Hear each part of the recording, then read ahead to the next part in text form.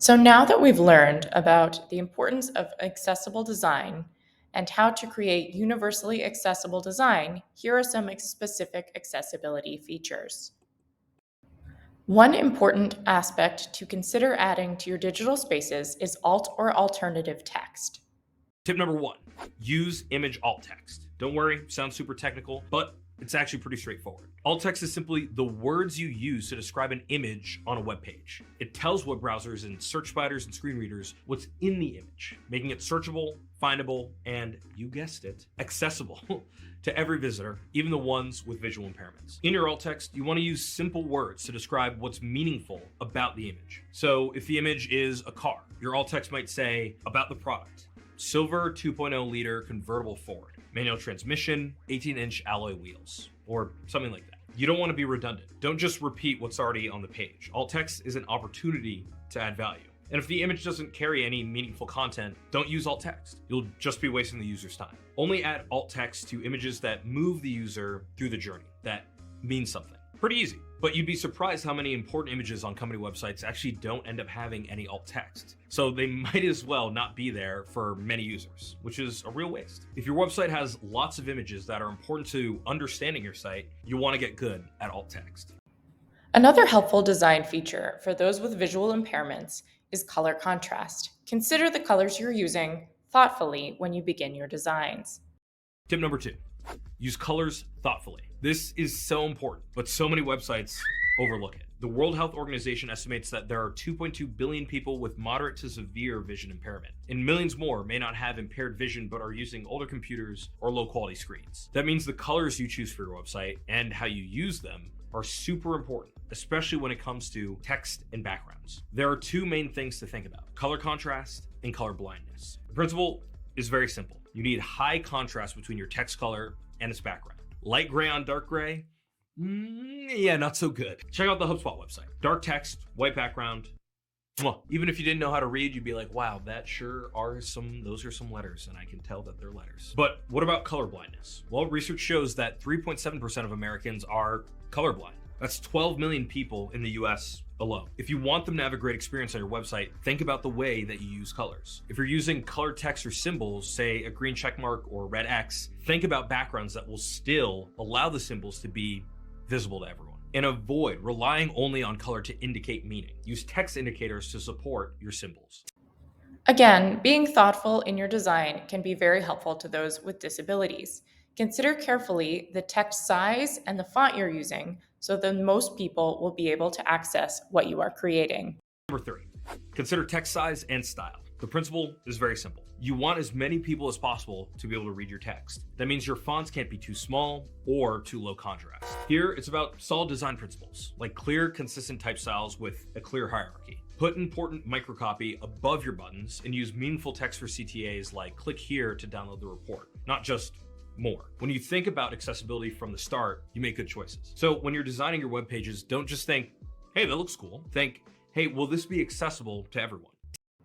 Using headings intentionally can also help other people navigate your page without being able to see it through the use of a screen reader.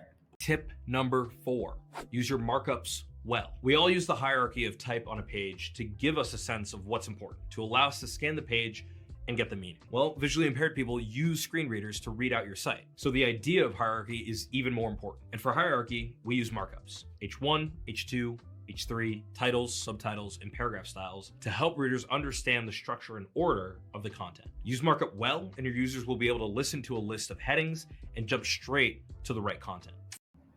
Another important accessibility consideration is whether users can move through the digital space without the use of a mouse, merely with a keyboard. Tip number five, make your site easy to navigate by keyboard. Remember, not everyone uses a mouse. That means your site should be easily navigated using only the keyboard. And that means paying attention to a thing called focus states. Focus states indicate when something has been selected by hover states, underlining, or highlighting. My final accessibility design tip is to consider the use of captions for users who are deaf or hard of hearing. Finally, tip number six, be accessible to hearing impaired people. You might not know this, but about 15% of adult Americans have some level of hearing impairment. That means you can't rely on audio only. Use captioning for all videos on your site. Make sure the key steps in your web journey aren't reliant on audio alone. Those are some great assistive technology tools to embed in what you are creating. But what else can we do to make things easier for our students? I think broad spectrum, I think that the speech to text and the text to speech supports are going to become more and more prevalent as a baseline educational tool and not necessarily a support. I think especially in districts that are Chrome districts and they're using Chromebooks, like like DPS is a one-to-one Chromebook district now. Every student past the second grade is issued a Chromebook like they would have been issued textbooks at a certain period of time. So once you're integrating that much technology into the day-to-day learning, I think the supports just become more widely used and as a result more effective at a certain point, because the more that people use the speech to text function in Google Docs, the better it gets, because it's just an algorithm learning from engagement. So, how does the use of these features, or lack of use, impact student populations? What is your biggest barrier on accessing digital content in your studies? For me, when I access digital content, when there's any audio that is being played or used and it doesn't have captions or transcript, I get really frustrated. My biggest barrier is when the text cannot be converted into audio. This prevents me from being able to concentrate on very important information. Because I get cognitive fatigue, I actually have to go and recharge and refresh myself until a time when I can concentrate on it. Captions. So for example, if captions that I cannot read or are misplaced, then it's really hard for me to keep up with content and be really engaged within class. I think it's really difficult to stay on track when there's large blocks of text, and it's just really hard to keep track. It would have to be incorrect formatting, including font size, style, and color scheme. But primarily for me, it's the ability to highlight text, as that's how my assistive technology reads documents back to me. What is your number one tip for making content more accessible for you? Openly communicating with all students, whether they be in a lecture or a workshop, about the access requirements. My number one tip on making content accessible is always thinking from the student's perspective. Everyone has different access needs. My number one tip for making documents more accessible would be consistent formatting in an accessible way. This would include a high color contrast scheme, consistent font size and style, and most importantly for me, the ability to highlight text. My number one tip for making content more accessible is being open to getting it wrong. It won't be a perfect process, but your changes mean students with disabilities have access to quality education with equal opportunities.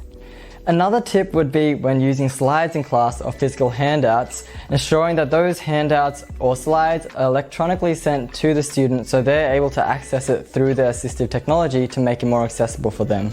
Who does accessible digital content benefit? Me? All students. Everybody really, including you. Accessible digital content benefits the student's learning journey. So from a teacher's perspective, this is going to enhance your teaching practice. Okay, if these features do impact students and better the experience for users, why aren't they everywhere? There's digital access that you can add and that you think about, etc.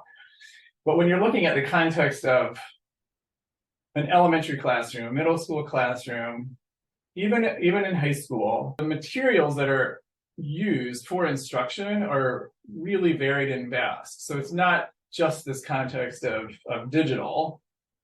So it's not quite as easy as saying, yeah, teachers knew about text-to-speech. They didn't really, but they weren't delivering content just in that form. Another example is from the assistive technology perspective, something like audio recording in a high school setting for a lecture.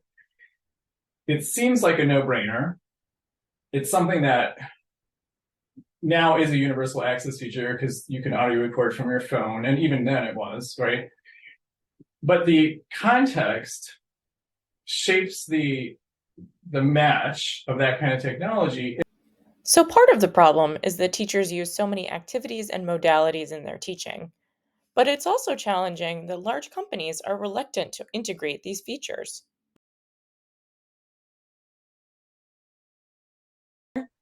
I mean, optimistically, yes. Realistically, probably not. I think I think there's very little profit in engaging in accessibility at a certain point. So the large drivers just aren't interested, which is going to be, corporations and outside services.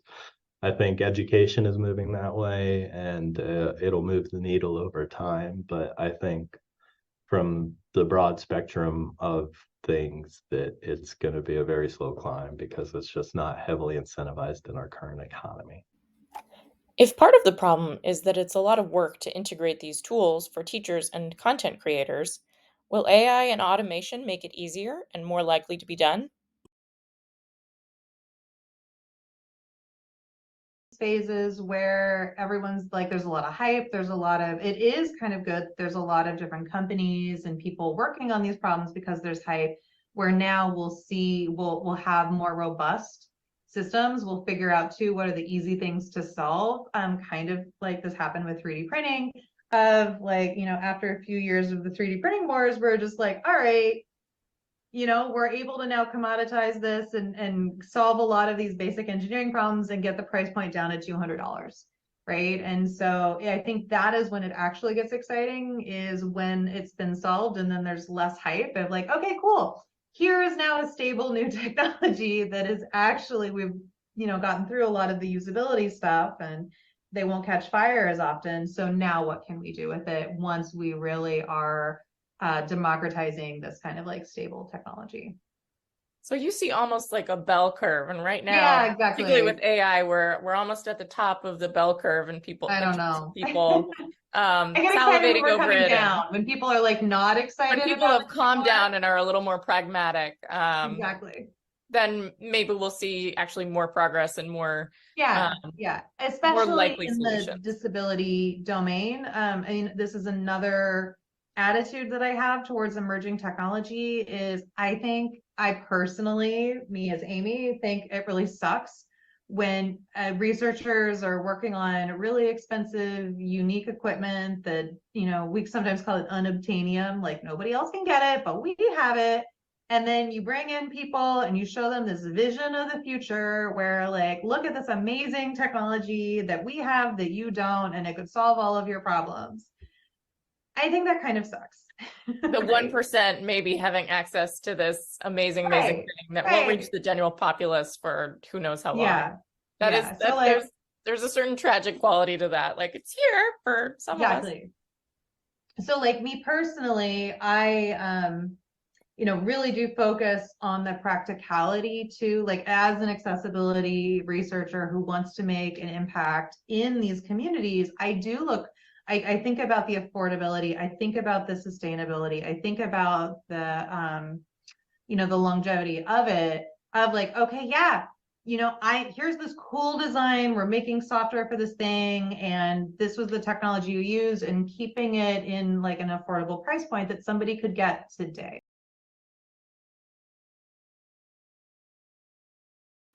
Thank you for watching my latest episode in my series on accessible digital content. Hope you enjoyed.